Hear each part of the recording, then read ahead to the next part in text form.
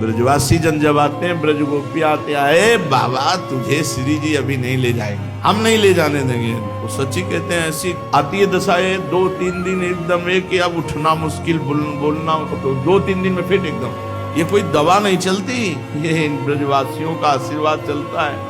ए बाबा अभी तो ये कैसे श्री जी ले जाएंगी, हम लोग जब तक नहीं चाहेंगे श्री जी नहीं ले जाएंगे। तो सच्ची मानो 2-4 ब्रजवासिनी तो आती हैं जब रोटी लेके, बाबा कैसे है भैया, ठीक है, हाँ बिहारी जी से हम लड़के का, हमारे बाबा को कुछ नहीं होना चाहिए। तो छाती में लगता है अरे कैसा प्रेम ब्रजवास, अपने लिए बिहारी जी से नहीं कह रहे, कछु नहीं होना चाहिए। बाबा सुना 2-3 दिन तबीयत खराब रही, हम बिहारी जी के रोज दर्शन करने गए, जब तक बाबा ठीक नहीं हो वो बिहारी जी से हम लड़ती रही। बाबा ठीक हो, बाबा जरूर रोटी पाइयो। ये ब्रजवासी। एक दिन प्रभु प्रभावती इनके घर में गए तो खूब माखन खाया और लुटाया। तो यशोदा जी के पास गई और कहा ये जो कन्हैया है ना, पूरे माठ हमारे घर के सब फोड़ के पूरा दही बिखरा के है। लालजू आ गए, उन्होंने कहा कब हम गए थे तुम्हारे घर? मैया हम तो देखो यहाँ सो रहे थे, व्यर्थ में चोरी का ये हमारे ऊपर आरोप लगा रही हैं। लालजू मैया तुम्हें विश्वास हो सकता है भला मैं जाऊंगा? अरे एक काम करना प्रभावती, अब ये जब तुम्हारे घर में भी जाए ना, मैं एक बार हमको पकड़ के दिखाना। और प्रभु भी परम खिलाड़ी उसी के घर में गए, छड़ी रखी थी, छड़ी से मटकी फोड़ फोड़ के जितनी बली थी, अब वो तो छुपी खड़ी थी कि एक बार पाले पहले, क्योंकि सब प्यार करते हैं ब्रजवासी जन थे। नंद नंदन की जोर से कलाई पकड़ी, इतने में तो नंद बाबा आ रहे हैं, जो घूंघट किया तो लालजू ने उसके पुत्र को बुलाया, तो फौरन अपना हाथ हटा के उसके हाथ में से प्रभावती गई, यशोदा रानी आज रंगे हाथ पकड़ के लाई हूँ। भैया ने कहा किसको? बोले तुम्हारे लाला को चोरी कर। अरे थोड़ा घूंघट तो हटा ले, पीछे देखा, अरे बोले दाढ़ी की तू कहां से आ गया? कन्हैया है। मैया क्या बात हो गई? प्रभावती तुझे लज्जा ले आती? मेरा लाला देखो आराम करके आ रहा है। थोड़ा 4 कदम आगे बढ़ी तो उनका सुंदरी, अब की तो लाला का हाथ पकड़ा है, अगली बार तेरे खसम का हाथ पकड़ाऊंगा अगर मेरी पकड़। धीरे से कह के और दंडवत, बड़े लीला बिहारी। एक दिन कुछ अनुभव गुरु की कृपा से हुआ, बताया जाके कि महाराज जी आज ऐसा ऐसा ऐसा, तो ऐसे हाथ पकड़ा और कहा देखो तुम्हारा भार श्री जी ने ले लिया है, इसमें मेरा कहीं कोई ऐसा ना समझो कि मैं दैन्यता से कह रहा हूँ, मेरा कहीं कोई, ये तुम्हारा भार श्री जी ने, आज से तुम ऐसा अनुभव करो तुम्हारा भार श्री जी ने। गुरु मुख से निकल रहा है कि श्री जी ने भार ले लिया, आप क्या चिंता, आप जो मनावे सो करो, जैसे मनावे वैसे रखो।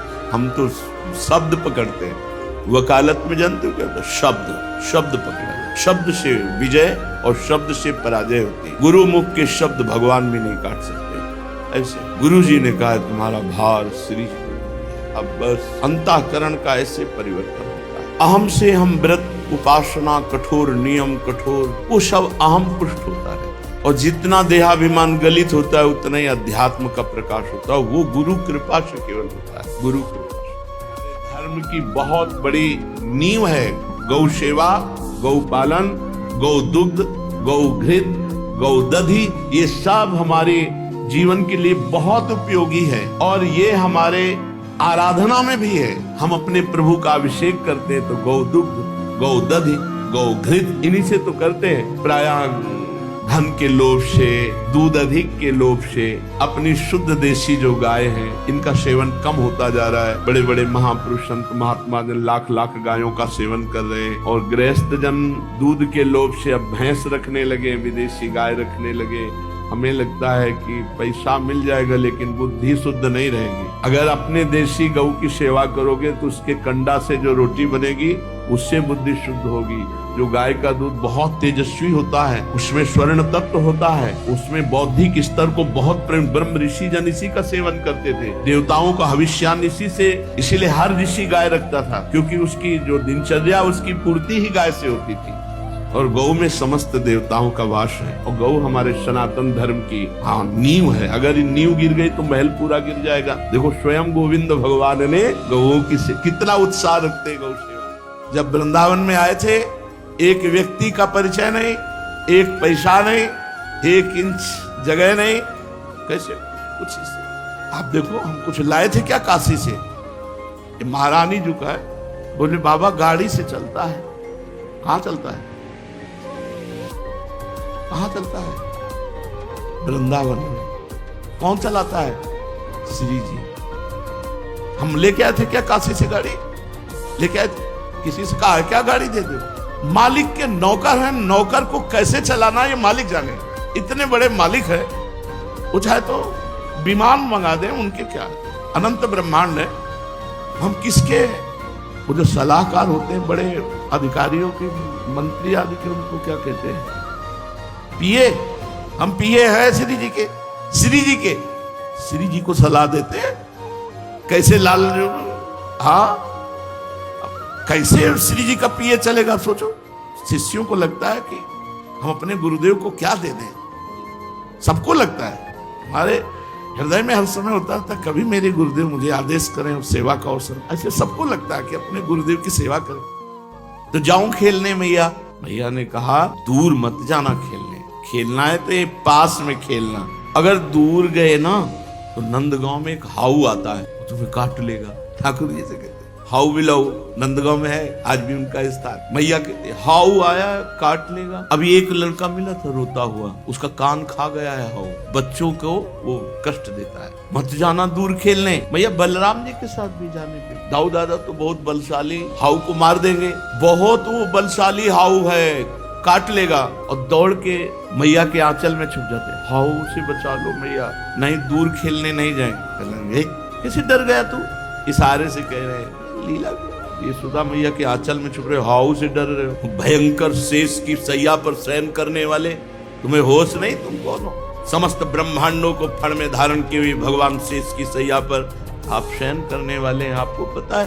हाउ से डर रहे हो। जब रावण और कुंभकर्ण मेघनाद इनका आतंक बढ़ा, तब आपने राम रूप धारण करके इनका विनाश किया, तब तो नहीं डरे हाउ से। भक्त हेत अवतार धरे, सब असुरन मारी बहाऊ, सूरदास प्रभु की ये लीला निगम नीति। नित गाओ जिसे वेद नेति नेति कहते हो, भगवान यशोदा मैया की गोदी। भैया बाहर नहीं जाऊंगा, हाउ से डर लगता है। सिया जी मांग भर रही थी, हनुमान जी के लिए कहीं जाने की रोक टोक नहीं थी। हनुमान जी पहुंचे, बड़े भाव से सिया जी सिंदूर ऐसे तो कहा माता श्री ये क्या है? मुस्कुरा दिया सिया जी ने, कहा इससे रघुनाथ जी प्रसन्न होते।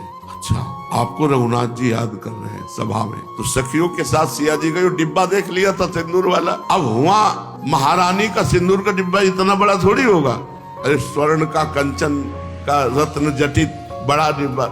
हनुमान जी पूरा लिए, पूरे में सिंदूर। वैसे ही महाबली भगवान के बड़े भोले श्री रघुनाथ जी प्रसन्न होते, मैया ने कहा है। पूरा सिंदूर अपने सभा में गए तो सब हंस दिए, रघुनाथ जी भी हंस दिए। तो हनुमान जी ने कहा हमारी सेवा पूर्ण हुई। रघुनाथ जी मुस्कुरा दिए। रघुनाथ जी ने कहा हनुमान ये क्या है? ये क्या है?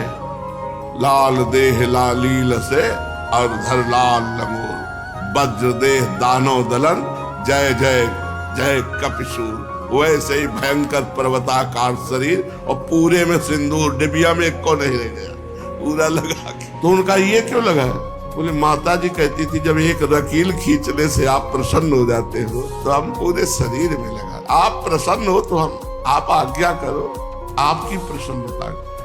भारी से भारी विघ्न से बचने के लिए जब आपको कभी संकट हो, ऐसा लगे अब कोई बचाने वाला नहीं, तो हृदय की बात ध्यान रखना, भगवान को बाद में याद करना, पहले भक्त को याद कर लेना, किसी महापुरुष को याद कर लेना। भगवान उसी समय उस विपत्ति की धज्जियां उड़ाते तुम्हें मिलेंगे। ये हमारा हृदय का अनुभव है, पक्का पक्का पक्का।